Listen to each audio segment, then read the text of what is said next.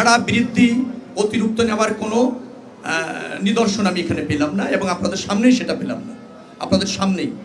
এবং যে সমস্ত টিম আছে তারাও বলছে যে না, এখানে ভাড়া বেশি নেওয়া হয়নি, যাত্রীদের কোনো অভিযোগ নেই, শৃঙ্খলার সাথে এই বাস স্ট্যান্ড থেকে যাত্রীরা ঢাকার বাইরে যেতে সক্ষম হয়েছে বাস পরিবহনের মাধ্যমে। দুই একটি পরিবহন 20-30 টাকা আরও নির্ধারিত ভাড়ার চেয়ে কম নিচ্ছে, আপনাদের সামনেই বলেছেন। এখানে পুলিশ কন্ট্রোল রুম আছে, ভিজিলেন্স টিম আছে, র্যাবের কন্ট্রোল রুম আছে, সেখানে নির্ধারিত করা ভাড়া সমস্ত জায়গায় আপনাদের সামনে টানিয়ে দেওয়া হয়েছে।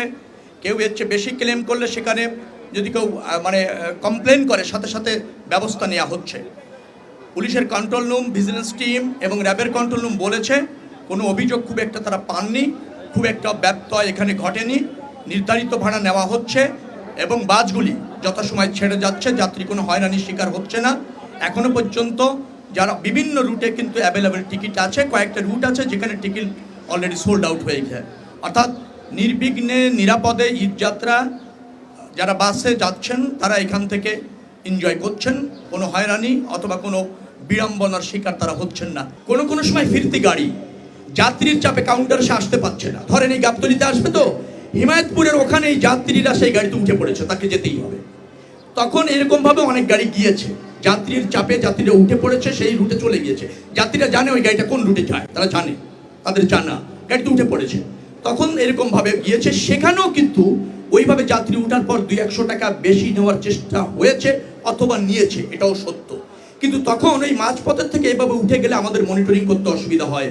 কমপ্লেন যেগুলি পেয়েছি এখন অ্যাকশন নিচ্ছি, যেগুলি এখন অ্যাকশন নিতে পারছি না ঈদের পরে অ্যাকশন হবে যারা ব্যত্যয় ঘটানোর চেষ্টা করেছে। এখানকার যারা কাউন্টার আছে তাদেরই একটা সাব কাউন্টার তারাই করেছে, এটা তো অন্য কেউ করেনি। ধরেন হানিম পরিবহনের কাউন্টার এখানে আছেন, তিনিও হয়তো কোনো এক জায়গায় করেছেন। অর্থাৎ এই অভিযোগ যেটা আছে, যাত্রীরা অনেক সময় তার কাছাকাছি জায়গা থেকে টিকিট নিতে চায়, আমাদের এটা ন্যাশনাল প্রবণতা এরকম আছে। তারপরও আমি বিশ্বাস করি যে এটা শৃঙ্খলার জন্য কাউন্টারটা এখানে নিয়ে আসাটা বেটার।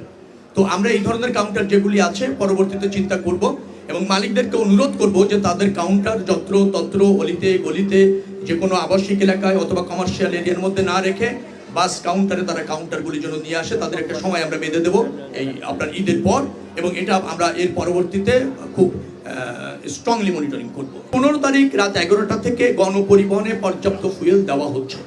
আপনি একটা পরিসংখ্যান দেখলে বুঝবেন, যমুনা সেতুতে যা নিয়মিতভাবে যান চলাচল করে তার চেয়ে 32,000 গাড়ি কালকে বেশি গিয়েছে, 32,000 বেশি গিয়েছে নিয়মিত যাওয়ার চেয়ে।